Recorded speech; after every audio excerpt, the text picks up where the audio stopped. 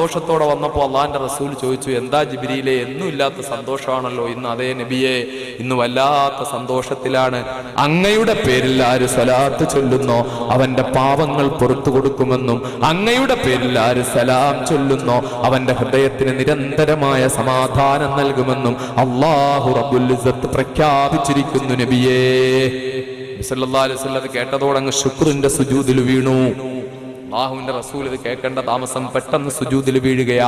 അള്ളാഹുവിന്റെ റസൂലിന്റെ പേരിൽ ആര് സ്വലാത്ത് ചൊല്ലുന്നോ അവരുടെ പാപങ്ങൾ പൊറുക്കപ്പെടുമെന്ന്, ആര് സലാം ചൊല്ലുന്നോ അവർക്ക് അല്ലാഹു തആല നിരന്തരമായ സമാധാനം നൽകുമെന്ന്.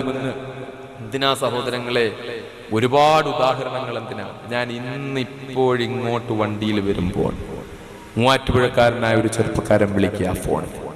അവൻ എപ്പോഴും ഇടയ്ക്കിടയ്ക്ക് എന്നെ വിളിക്കാറുള്ള ആളാണ്, എനിക്കറിയുന്ന ആളാണ്. ഞാൻ നമ്മുടെ എറണാകുളത്ത് പെരുമ്പാവൂർ അൻവാർ ശേരിയുടെ ബ്രാഞ്ചായിട്ട്